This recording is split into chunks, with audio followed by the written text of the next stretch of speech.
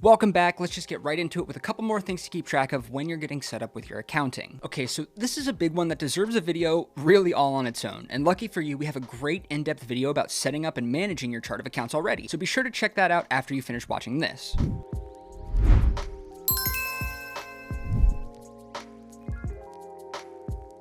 To put it simply, the chart of accounts, or COA, is an index of all of the financial accounts in the general ledger of the company. So in short, it's an organizational tool that provides a digestible breakdown of all the financial transactions that a company conducted during a specific period of time. And it's broken down into subcategories. And the last thing you should get familiar with when setting up your accounting is to get accustomed to all the reports that your accounting systems can generate. Now, these reports are arguably one of the three most important things your accounting system does for you, and the others being tracking your finances and helping you prepare your taxes. But you can use your financial reports for all kinds of things, like obtaining funding via a loan or investors, identifying errors that are leading to overspend or wasted funds, or you can uncover areas for improvement in how you're managing and spending your money. Oh, and of course, doing your taxes. So a couple examples of important accounting statements you want to make yourself familiar with. You're going to want to get to know a balance sheet, a profit and loss statement, a cash flow statement, and an income statement. Great, now you're all set up, so let's talk about best practices. So now that we've gone over the basics, it's time to cover a few more things that just didn't quite fit into the last section. See, these are best practices that are important to keep in mind, not only when you're setting up your property management accounting system, but also just when you're interacting with it or if an accountant sets it up for you. Deep breath. Are you ready? Well, let's get started. Number 1, have a separate account for administrative and property management operations. You see, one of the most unique needs of property management companies is that they have two levels of their business. There's service, which is managing the properties, and then there's administrative, which is managing the business itself. And these are two very different sets of tasks and should be kept separate to maintain accurate accounting. Because if you don't keep these separate, it'll be pretty challenging to do anything with your accounting because everything's going to get muddled. Now, whether you're looking for information on the properties you manage or your business overhead, it's just going to be a mess. Number 2, include gaps in your chart of the accounts numbering system. See, it's impossible to know just how many accounts you're going to need over the next year, 2 years, decade, and beyond. So if you set up your number system without enough space between each category, you'll end up with a pretty confusing and inconvenient system. What's the solution? Well, I'd recommend setting up your number by the thousands and hundreds. So for example, right, your master category takes 1,000, so 4xxx, and each subcategory takes 100, 41xx, 42xx, 43, and so on and so on. Number 3, only add accounts when necessary. You see, one of the most common mistakes that's made by business owners who manage their accounting or employees who handle accounting and aren't trained accountants is adding general ledger accounts too liberally. Now, from time to time, yeah, you're going to need to add more accounts. It's standard to see your chart of accounts grow year over year. However, what you don't want is for your number of accounts to end up with a massive amount of bloat and dozens of unnecessary accounts or things that could just be combined into fewer accounts. This will help keep everything as simplified and streamlined as possible for you. Number 4, send your annual taxes to a professional accountant. Now, depending on the size of your business, you might be managing properties by yourself or with a large team. When you're smaller, it's natural to think that it's easier to handle everything yourself. After all, it's a little extra savings in your pocket. But when it comes to business accounting, especially property accounting with all of its little quirks, you're going to want your taxes handled by a professional. I mean, one mistake can cause a painful audit that could have easily been avoided by paying a small fee to a local accountant who will review and then sign off on your books. Number 5, analyze your finances at a minimum annually. As a business owner, it's essential that you review your finances each year to see what changed and what improvements you can make. Add on top of that the fluctuating value of properties, and this becomes even more important. At the end of each year as well, you might want to review your goals for the business. You should inspect every level of your finances and really make sure that you're on track or see where you can improve. Can you combine accounts, double check for accuracy, see where you're overspending, and use that data to inform your moves for the following year? Now, the best way to do that, I find, is by preparing a cash flow statement. You see, with a cash flow statement, you'll be able to grade each property based on 4 metrics that determine how profitable the property will be in the future. So first, you're going to look at the rental cash flow. This is just the cash flow from rent payments, and this is typically the primary source of cash flow. You're going to look at capital appreciation, which is the increase in value of the property. You're going to look at the debt pay down, which is how effectively the property is being paid down, and you're going to look at tax shelter, and this includes all of the utilized tax deductions. And again, if you've never done this kind of cash flow statement before, it's probably worth hiring a professional to help you perform it so you can make sure that it's done right. And number 6, just use an accounting software.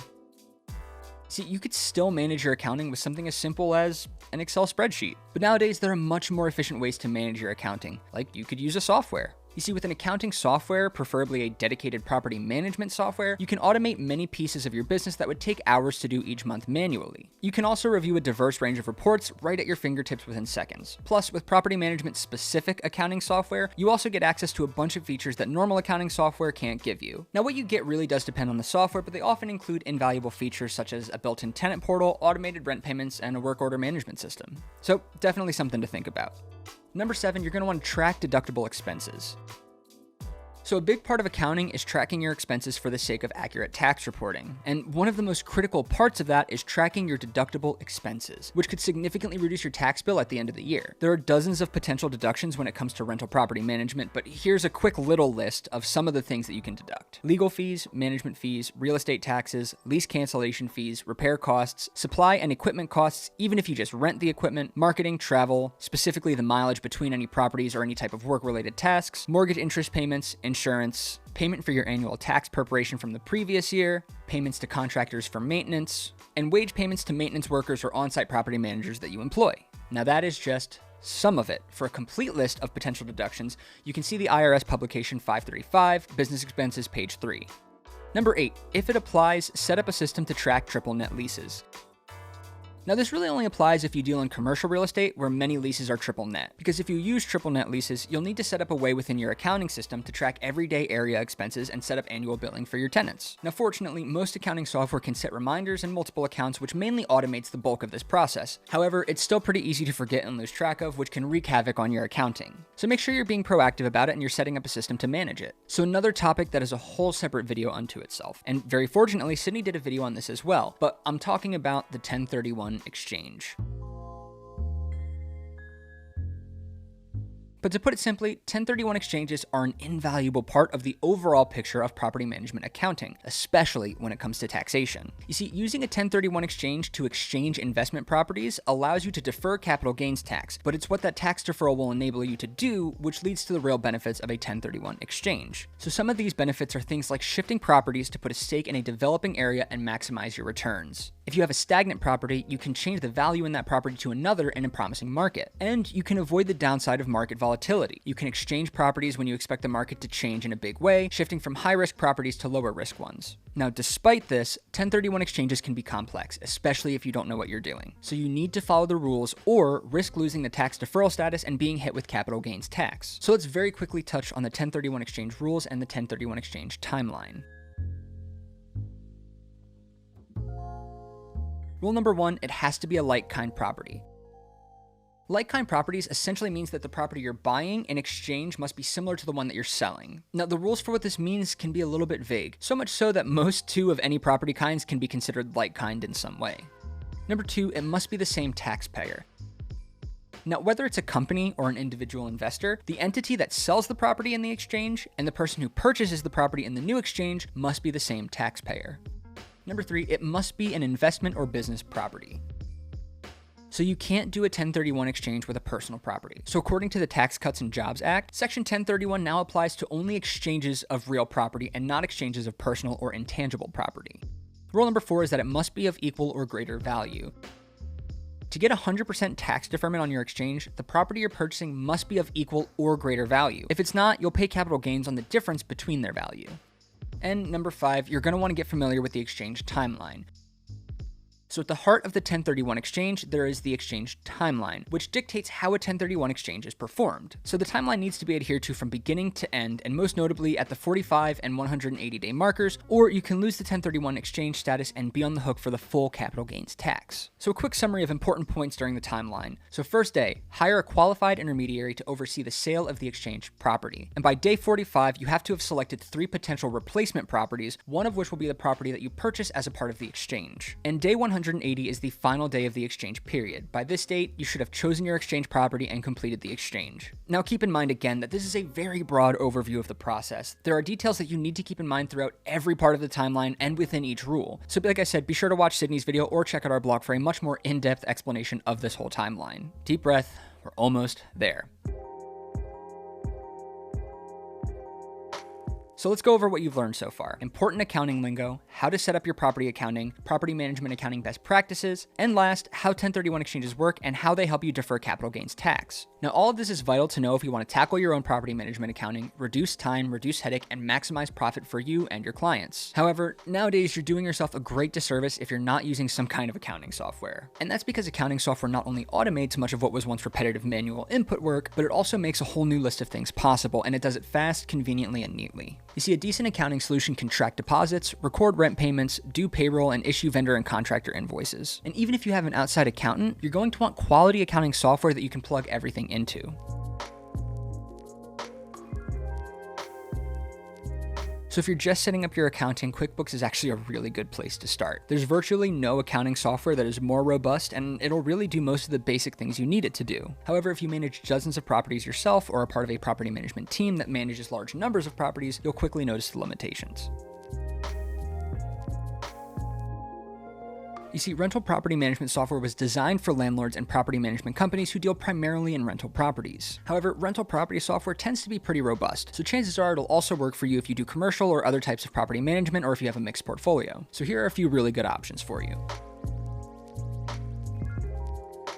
Rent Manager is a specialized rental property management software with a wide range of features and accessibility. However, their pricing isn't quite as transparent as other tools listed here. I would recommend Rent Manager if you're looking for a property management accounting software that you can easily use on multiple devices. Now, Hemlane is a robust rental property software with several unique high-end features centered around offering local agent support. The trade-off there is that, comparatively speaking, it can come in at a slightly higher price point. I would try Hemlane if local support features such as agent support are worth the investment for you. Now, Tenant Cloud is a great option if you want something more customized for property accounting as opposed to generic accounting software, especially if you don't really have it in the budget, because they offer a 100% free plan of up to 75 units, but the trade-off is that that plan lacks several of the features that we've covered so far. I would say try Tenant Cloud if you want a property management accounting software, but you're on a tight budget. So commercial property management tends to be a bit more specific in its features, often designed for large-scale property management companies. So if you strictly manage commercial properties, here are some really good options for you to look into. So RealPage Commercial is a robust commercial property management software with a ton of features. Now, depending on how many units you have, they can either be affordable or a bit pricey comparatively speaking because they use a square footage pricing model unit instead of per unit itself. I would say try RealPage Commercial if you appreciate a good lease administration tool and want a robust set of features with pricing based on square foot as opposed to per unit. So Total Management offers a commercial-specific solution that's known for having an easy setup and intuitive interface. Plus, if you have residential and commercial properties, they can handle both. However, it is priced higher than its average competitor. I would say try Total Management if you want a property accounting software built for commercial property that's easy to use and if you have the budget to spend for a premium solution. Now, our final commercial property accounting solution is MRI Commercial. Now, it's known for its robust features and leasing tools. However, similar to Total Management, they have enterprise pricing, which might detract many from trying them out. I would say try MRI Commercial if you want strong leasing tools and have a higher budget. So Condo property management software is probably the most unique among all property management software. That's because of the community-centric nature and the needs of an HOA. So with the next couple options, you can expect some kind of community management feature in addition to some or most of the standard property management software features that we've already talked about.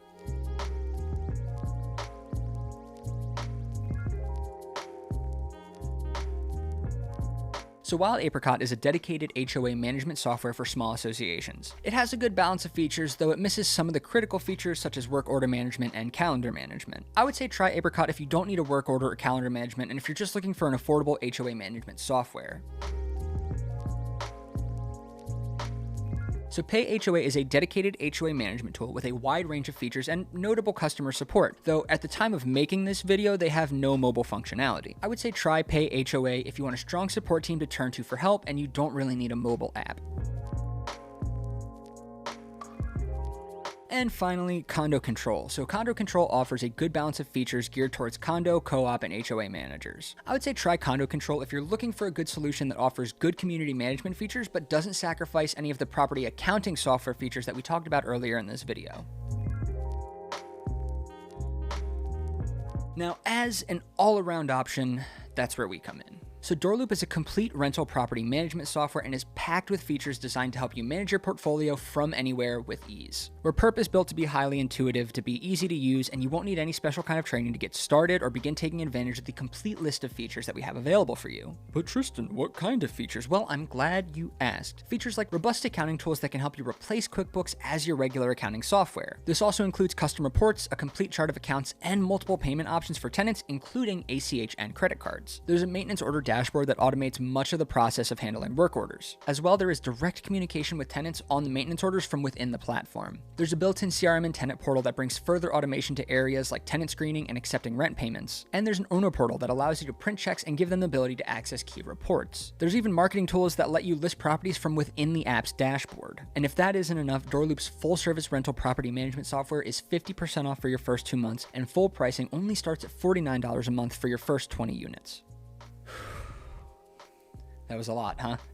Well, if you're still confused and you want to learn more, feel free to check out our blog. I'll leave a link in the description, or you can check out this video where we talk about some of the most frequently asked questions that property managers tend to get. Thank you so much for watching. I hope this helps. Subscribe if you haven't already, and I will see you in the next one.